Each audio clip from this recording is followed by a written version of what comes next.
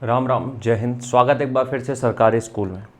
आज हम लोग यार बात करेंगे टाइम मैनेजमेंट के बारे में। ठीक है, टाइम मैनेजमेंट का मतलब ये होता है कि तुम जो भी तुम्हारे पास 24 घंटे उसको अपनी पढ़ाई के लिए कैसे मैनेज करते हो उसके बारे में बात करेंगे।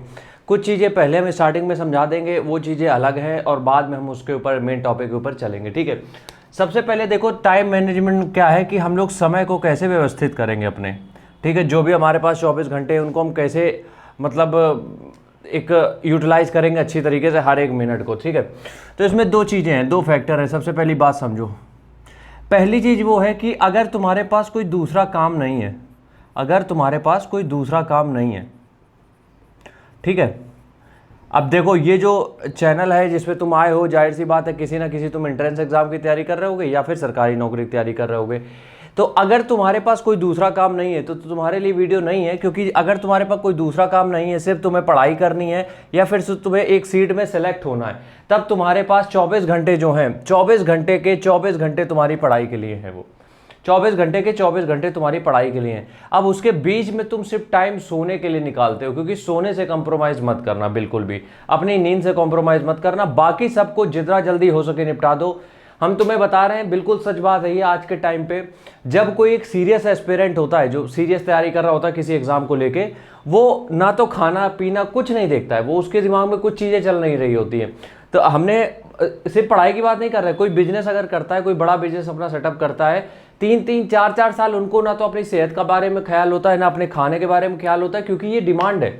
ये जो भी काम तुम कर रहे हो उसकी डिमांड है। तो अगर तुम्हारे पास कोई दूसरा काम नहीं है, तुम्हारे पास 24 घंटे हैं, सिर्फ नींद के लिए समय निकालो कि तुम्हारी नींद एक बार 6-7 घंटे की पर्याप्त हो जाए। उसके बाद तुम्हें कोई टाइम मैनेज नहीं करना है, हर चीज़ को बस निपटाना है। मेन फोकस हमारा पढ़ाई रहेगा। ठीक है, टाइम मैनेजमेंट उनके लिए है जिनके पास टाइम कम है, या फिर हम जिनका जो ऑफिस जाते हैं, जॉब करते हैं, उसके साथ साथ कोई तैयारी कर रहे हैं। टाइम मैनेजमेंट सिर्फ उनके लिए होता है। ठीक है, तो उसके लिए क्या करना होता है ये समझो।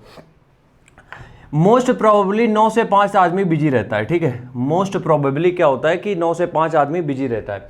अब 9 से 5 बिजी रहने के बाद की बात अगर हम ये करें तो यहाँ पे हमारे पास 3 घंटे हैं और यहाँ पे हमारे पास 5 घंटे हैं। समझना बात को। तो हमारे पास टोटल हो जाते हैं 8 घंटे। टोटल कितने हैं? 8 घंटे। अब इस चीज़ को हमें समझना पड़ेगा कि अगर तुम्हारे पास 8 घंटे का समय है पढ़ाई करने के लिए, कोई एग्जाम तुम्हें क्रैक करना है, तो तुम्हें कुछ स्मार्ट अप्रोच करनी पड़ेगी। ठीक है, टाइम मैनेज करना कैसे है उसके बारे में बात कर लेते हैं। अब देखो, ये जो तुम्हारे पास 8 घंटे बचे हैं, 8 घंटे, 8 घंटे जो हैं ये तुम्हारे पास, इसमें सबसे पहला काम तुम्हें ये करना है कि पॉकेट फ्रेंडली कंटेंट रखना है। पॉकेट फ्रेंडली कंटेंट, अब ये क्या होता है इसके बारे में बात करते हैं। देखो, जब भी तुम पढ़ाई करते हो, बहुत सारे ऐसे कोर्स होते हैं जो पीडीएफ फॉर्म में मिल जाते हैं, तुम्हें बहुत सारी वीडियोस मिल जाती है, बहुत सारी ऑडियो फाइल मिल जाती हैं। तो जितना हो सके तुम्हें पॉकेट फ्रेंडली कंटेंट रखना है, कि मतलब तुमने जेब में फ़ोन में वो फीड है, तुमने हेडफोन लगाए, तुम्हारे बार बार वो चीज़ें चल रही है। तो सबसे पहली चीज़ क्या होगी? पॉकेट फ्रेंडली कंटेंट रहेगा, जो कि हमारी जेब में रहेगा, फ़ोन या जो भी है, और वो हमारे दिमाग में चलता रहेगा। ठीक है, दूसरी चीज़, बैच। अब देखो होता क्या है कि कई बार हम लोग जब खुद से चीज़ें करने की कोशिश करते हैं तो जिस काम में 6 महीना लग रहा होता है उसमें हमें 9 महीने लगते हैं, क्योंकि हमें उसका एक्सपीरियंस नहीं है। तो कोशिश ये करो बैच परचेज करो, या फिर उनका एक्सपीरियंस लो जो इस फील्ड में काफ़ी सालों से है। ठीक है, जैसे कि कोई टीचर हो गया, कोई मेंटोर हो गया, तो इनके पास एक्सपीरियंस बहुत सालों से है, तो इनकी गाइडेंस में जाओ तुम। ठीक है, सबसे पहली बात क्या है? इनकी गाइडेंस में जाओ। इससे क्या हेल्प मिलेगी?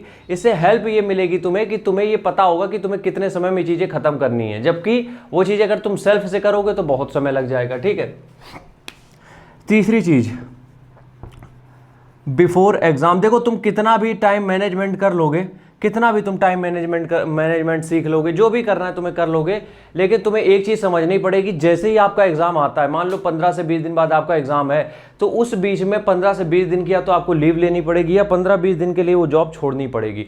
क्योंकि क्या होता है कि जब एग्जाम पास में होता है तो हमारा डेडिकेशन लेवल बढ़ जाता है। तुमने देखा, जो तैयारी करते हैं एग्जाम टाइम पे, वो 8 घंटे की पढ़ाई को 14 घंटे में खींच देते हैं, 8 घंटे को 14 घंटे तक कर देते हैं। क्यों?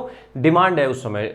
उस समय उस एग्ज़ाम की डिमांड है कि 14 घंटे की पढ़ाई करनी पड़ेगी। इसलिए बिफोर एग्ज़ाम, जब भी तुम्हारा एग्ज़ाम है, थोड़ा टाइम बच रहा है, तो कोशिश ये करो ब्रेक ले लो कोचिंग से, स्कूल से, या फिर हम ये कहीं कहीं पढ़ा रहे हो या फिर कहीं नौकरी कर रहे हो, हर जगह से ब्रेक ले लो, क्योंकि उस ब्रेक में तुम अपना मैक्सिमम आउटपुट दे पाओगे, उस इनपुट दे पाओगे उसमें, जिससे कि पेपर में मैक्सिमम आउटपुट निकलेगा। बस टाइम मैनेजमेंट करने का इतना ही फंडा होता है, इसके अलावा कुछ नहीं होता है चीज़ें।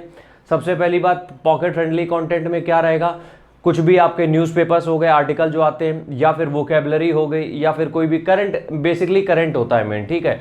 और बाकी के टाइम पे जो सुबह का 3 घंटा है, शाम को 5 घंटे, उस बीच में बाकी के सब्जेक्ट निपटाने। आपको एक बैच परचेज करना है जिससे कि तैयारी आसान हो जाएगी। अगली बात यहाँ पे ये है कि बिफोर एग्जाम आपको कॉलेज या जो भी जहाँ पे भी हो आप उससे छुट्टी लेनी पड़ेगी, ठीक है। मिलते हैं नेक्स्ट वीडियो में, तब तक के लिए राम राम, जय हिंद।